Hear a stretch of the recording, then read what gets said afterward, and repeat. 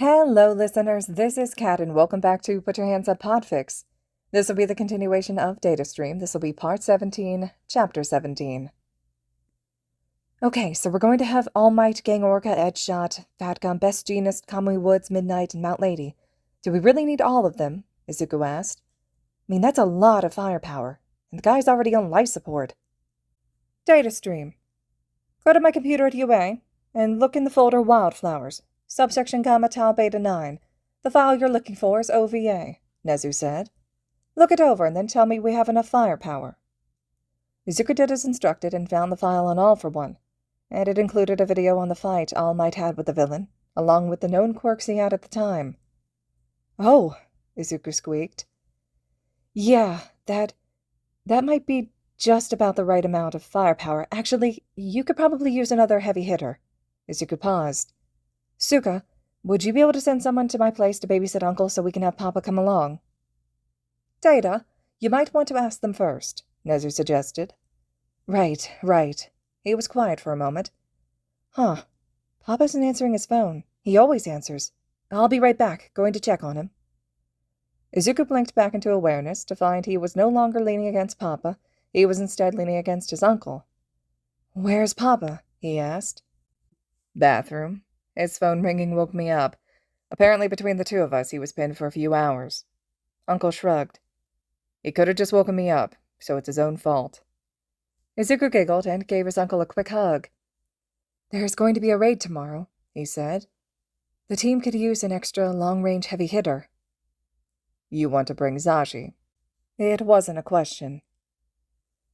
Yeah, this villain, he's strong enough to stand up to All Might. All Might as he was 5 years ago, and we all know he's gotten weaker in the past 5 years. Izuku toyed with Uncle's sleeve. I don't want to put Papa in any danger, but he's the strongest long-range fighter. This guy would be able to just shrug off Snipe's attacks.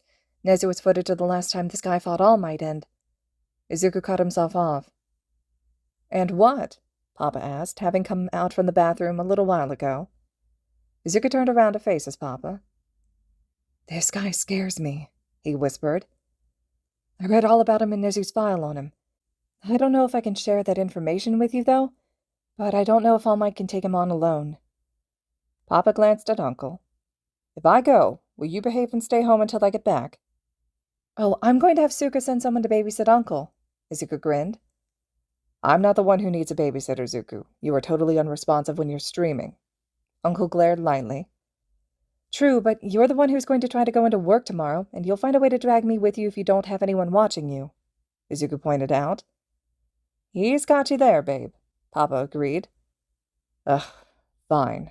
Zashi, go get ready for this raid. Zu, tell Tsukachi to send Tamakawa. If I'm going to have an officer invade my home, it's going to be him.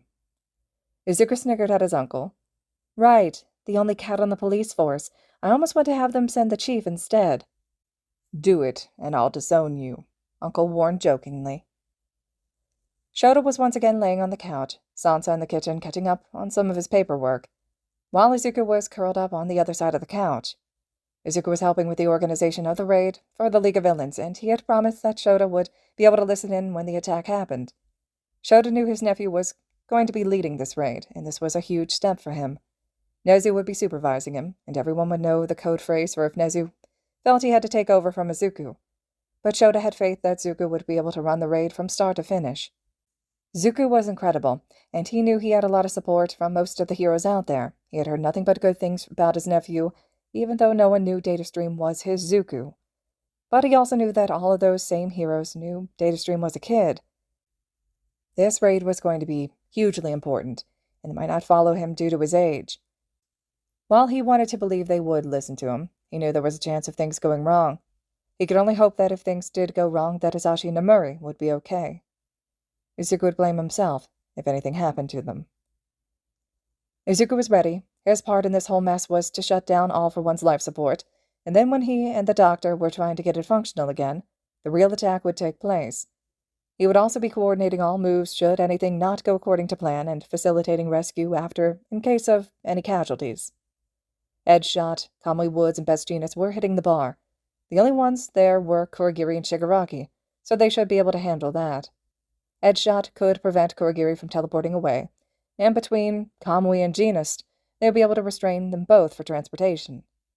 The real fight was going to be at the warehouse lab. All Might, Gang Orca, and Fat Gum were going to be the tanks. While All Might was most likely going to be the only one really needed, they didn't want to take any chances, and if he was ever blasted away, Gang Orca and Fat Gum would be there to soak up the damage while All Might took a second to recover. If all three of them were blasted back, Present Mike would be there to deliver a sonic blast that would disorient the villain long enough for one of the others to return to the fight.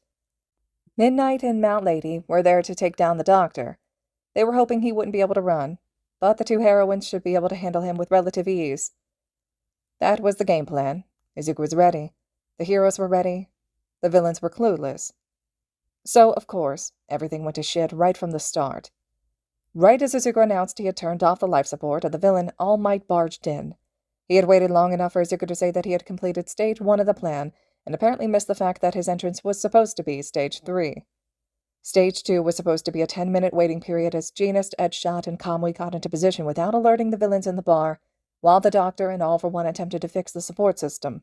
But now the Doctor might be able to escape, since he wasn't in the room, and All for One wasn't suffering from the 10 minutes without life support. "For fuck's sake! This is what I meant when I said you were going to fuck this up!" Izuku was yelling at All Might. "Data, drop it. He took off his comm as he ran in," Orca yelled back as he was running to catch up to All Might and try to salvage this raid. "Fuck. Fine." Izuku switched to the bar team channel. "Bar team, All Might struck early. I hope to hell you're in place. I need you to go," Izuku ordered. "I thought we had 10 more minutes. We're not ready," Kamui Woods stated. "You better get ready, real." "Okay, that's a problem." Izuku switched to all channels. "Okay, so the villains at the bar have been alerted to the fight at the warehouse, and the bar team wasn't in place as they were supposed to have 10 more minutes. Kurogiri and Shigaraki's phone signals have left the bar and are now at the warehouse." Nezu's voice rang out on the channel. "Datastream, make sure you have all signals tagged just in case of escape." "Already done, Nezu."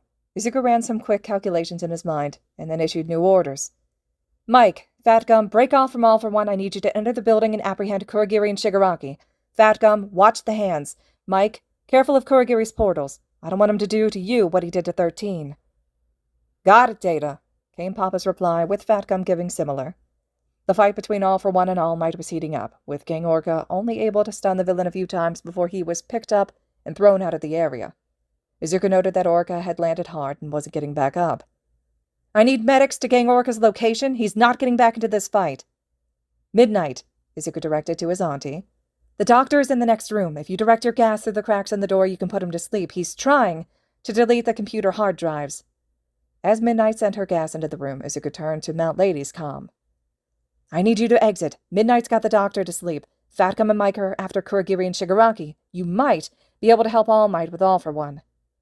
"Understood," she replied and headed out of the warehouse. Izuku watched as Papa and Fat Gum managed to corner Shigaraki and Kurogiri, but before they could stun the two villains, Kurogiri warped them out. Izuku was able to pinpoint their signals to another base further north in Morioka. They were well out of the area, so he reached out to Mike and Fat Gum. "Okay, those two escaped. Please rejoin the main fight." As they agreed, Izuku sent the new location to Nezu. They could put together a plan to catch them later on. For now, they still had a major villain to take down. With both Fat Gum and Present Mike helping to keep All for One occupied, the fight was over quickly. There was a lot more damage to the surrounding areas, damage that honestly wouldn't have been there if they had been able to run the original plan.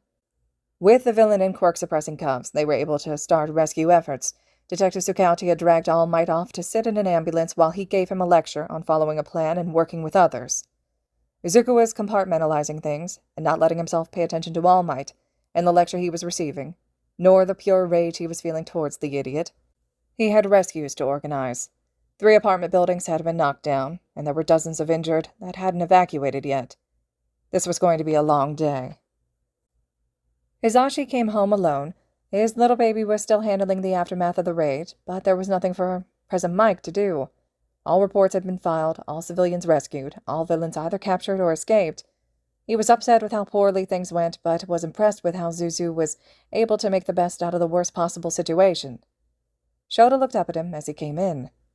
"Zu, let me listen in. Get changed, and then you can rage all you want about Yagi." "Thanks, babe." Hizashi kissed Shouta on the cheek and went to their bedroom to change out of his costume and shower. As he came back out, he grabbed a throat lozenge and saw that Officer Tamakawa had already left. He didn't remember seeing him when he came home. Did he just miss him? Or did he leave before he got home? Either way, it didn't matter. He flopped onto the couch and put his head on Sho's lap. Zuku was amazing, Sho. He didn't hesitate once to reorder his thoughts and issue new commands when everything went to shit. He was able to maintain control of the situation. Hizashi looked over at Izuku, still sitting on the couch with a vacant expression. Has he gotten up once since this morning? Yes, I managed to convince him to pull out just enough to go to the bathroom a few minutes before everything went down. But he's been ignoring my calls since. I know he's still deep in the reports and the aftermath, so I'll let that slide. So he hasn't eaten all day? Hizashi asked worriedly. No, Shouta confirmed. I've heard his stomach growling a few times in the past hour or two, but he won't come out to take care of himself. Ugh, like uncle, like nephew, Hizashi muttered. I wish I knew what he was doing to be taking so long, though. I'm pretty sure he's done with all the reports by now, and all rescue efforts were done before I left. He can't be doing anything with the medical team, right? I don't know. Maybe it's prisoner transportation, Shouta suggested. Surveillance while transporting to Tartarus. Could be. Forced retirement, Izuku suggested. Not only did he blatantly ignore the plan, this is the 9th time he's done this to me, but the results could have been so much worse today. Nezu was back in his office at UA, while he and Izuku were talking about what went wrong today and what should happen, while Izuku was watching over the prisoner transportation. That at least was going smoothly. Izuku, you know the public would be in outrage if All Might were to be forcibly retired. We can suggest he retire, but we can't force him to, Nezu hummed in contemplation. I'll think up something. Izuku growled. He legitimately growled. Nezu had never heard the pup growl before. I swear, I always knew he was an idiot, but he was always at least a decent hero. I had respect for him, but after today, all respect is gone. His actions today could have gotten my papa killed, or my Auntie Nem. Nezu was startled. He thought he could hear tears in Izuku's voice. That couldn't be, right? Izuku? I almost lost Uncle Shouta, but thanks to All Might I could have lost... Izuku sniffled. I need him to be punished, Nezu. Please. Sure thing, Pop.